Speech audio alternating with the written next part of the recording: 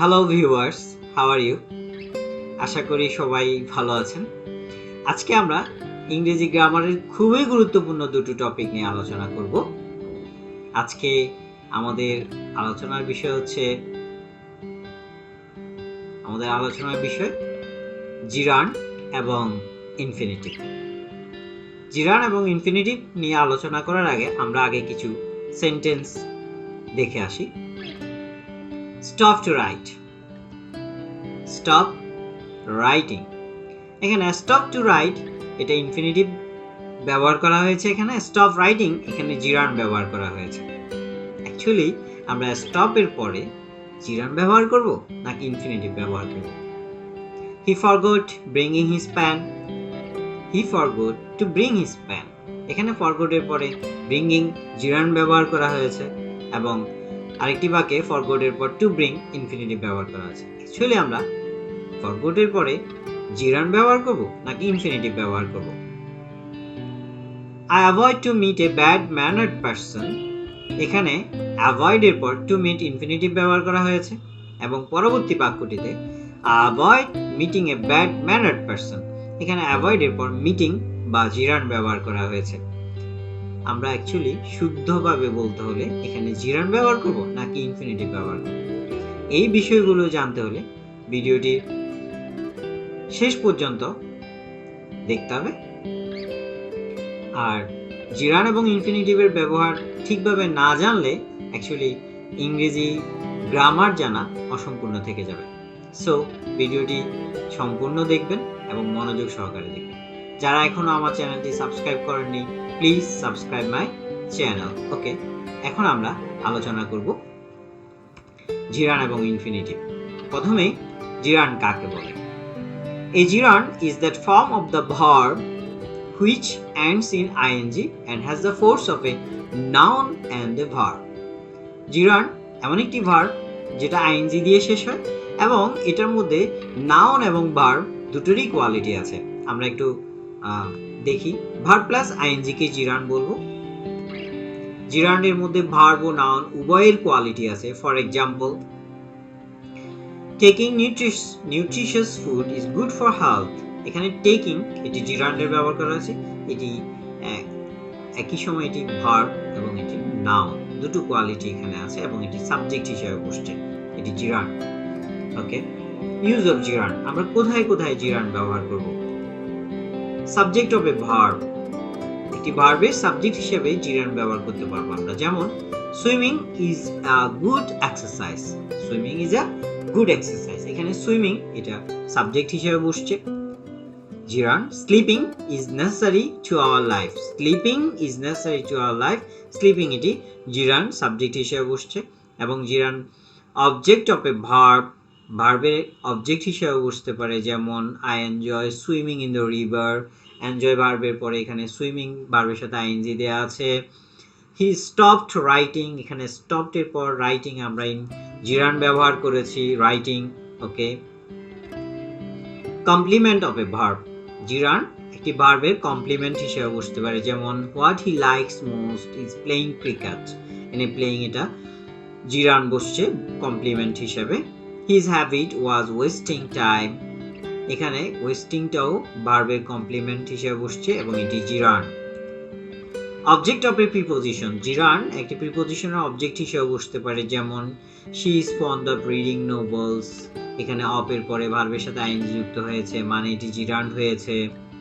I was tired of waiting for her, এখানে of এর পরে ভার্বের সাথে আইএনজি বসছে, এটাও জিরান্ড।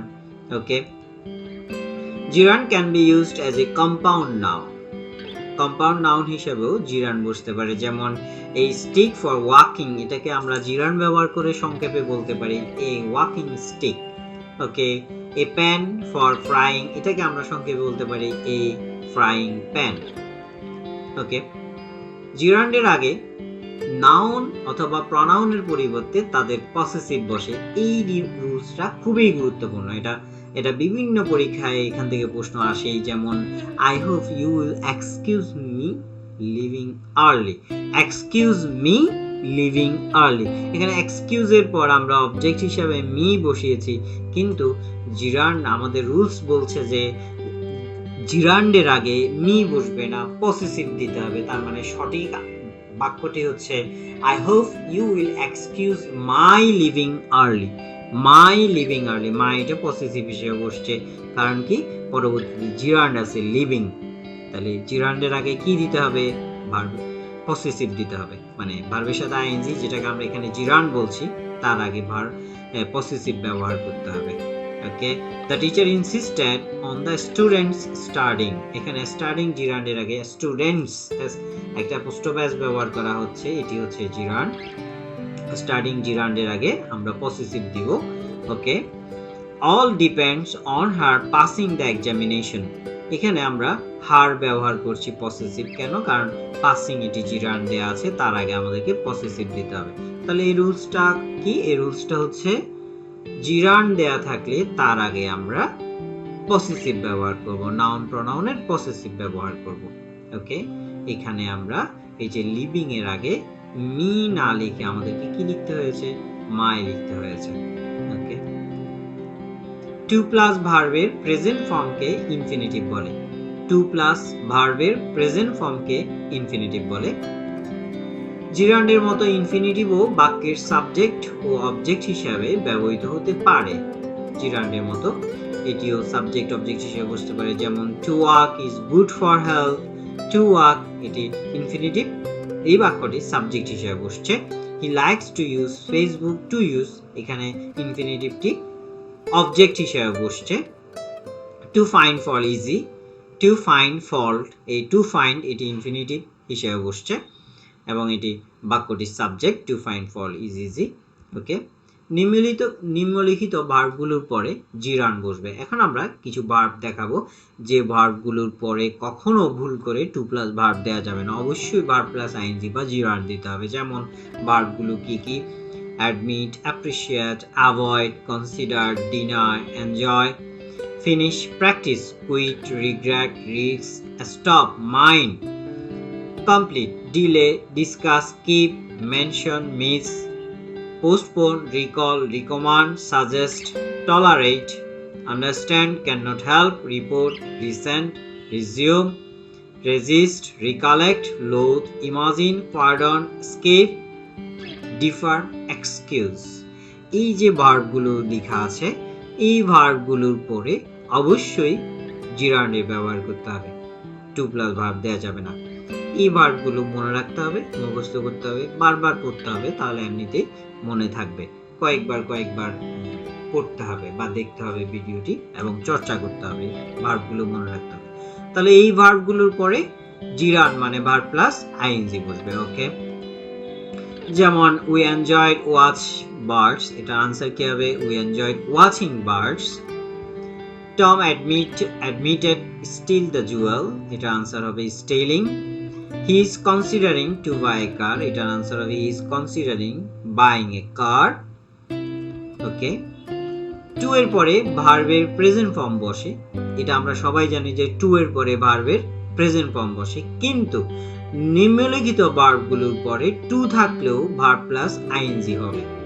কিছু ফ্রেজ আছে নিম্নলিখিত ফ্রেজগুলোর পরে টু থাকলেও ভার্ব প্লাস আইএনজি বসবে, যেমন ফ্রেজগুলো হচ্ছে with a view to, look forward to, get used to, এগুলো টু যুক্ত phrase. with a view to, look forward to, get used to, be used to, addicted to, object to, accustomed to, confess to, incentive to, averse to, dedicated to, objection to, take to, tired to, এদের পরে অবশ্যই ভার্বের সাথে ING বা জিরান্ড ব্যবহার করতে হবে। এমনিতেই টু এর পরে ভার্বের প্রেজেন্ট ফর্ম বসে, কিন্তু মনে রাখতে হবে এই টু যুক্ত ফ্রেজগুলোর পরে ভার্বের সাথে আইএনজি মানে জিরান্ড ব্যবহার করতে হবে। এখান থেকে ব্যাংক নিয়োগ পরীক্ষা, বিসিএস পরীক্ষা, নিবন্ধন পরীক্ষা, যে কোনো নিয়োগ পরীক্ষা, এখান থেকে একটি দুটো প্রশ্ন থেকেই থাকে জিরান্ড এবং ইনফিনিটিভের ব্যবহার থেকে। ওকে, তাহলে এগুলোর পরে ভার্ব প্লাস আইএনজি তথা জিরান্ড বসাতে হবে। যেমন Tom confess to steal the jewel, এটা আনসার হবে stealing. We are accustomed to sleep late on weekends, এটা আনসার হবে স্লিপিং। নিম্নলিখিত ভার্বগুলোর পরে টু প্লাস ভার্ব বা ভার্বের প্রেজেন্ট ফর্ম বা বেস ফর্ম বসবে টু প্লাস ভার্ব। ভার্বের বেস ফর্ম বসবে। এই ভার্বগুলো হচ্ছে agree, decide, expect, fail, hope, want, intend, learn, plan, promise, refuse, appear, arrange, ask, claim, consent, demand, deserve, forget, hesitate, manage, mean, need, offer, prepare, seem, tend, threaten, wait, want। এই ভার্বগুলোর পরে to plus ভার্বের present form বা ইনফিনিটিভের ব্যবহার করতে হবে। যেমন I intend learn French, I intend to learn French, এটা answer হবে to learn. He asked his friend play with him, এটা আনসার হবে he asked his friend to play with him. The police ordered him to appear in court. ওকে, আমরা two plus verb বা ইনফিনিটিভের ব্যবহার করছি। একটু খেয়ালের বিষয়, বাংলা বাক্যে যেসব বাক্যে যেতে, খেতে, করতে, শুনতে মানে তয়কার থাকবে যেসব ভার্বের শেষে, সেগুলোতে আমরা ইনফিনিটিভ ব্যবহার করতে পারি। যেমন I intend to learn French, আমি ফ্রেঞ্চ শিখতে ইচ্ছে করি, শিখতে, তাহলে এটা তে আছে, টু লার্ন। ওকে, আজকে এই পর্যন্ত। আজকে আমরা ইংরেজি গ্রামারের খুবই গুরুত্বপূর্ণ দুটো টপিক নিয়ে আলোচনা করেছি, একটি হচ্ছে জিরান্ড এবং আরেকটি হচ্ছে ইনফিনিটিভ। আমরা পরবর্তী ভিডিওতে পার্টিসিপল নিয়ে আলোচনা করব। সো যারা এখনো আমার চ্যানেলটি সাবস্ক্রাইব করেননি, please subscribe my channel. Till then, আল্লাহ হাফেজ।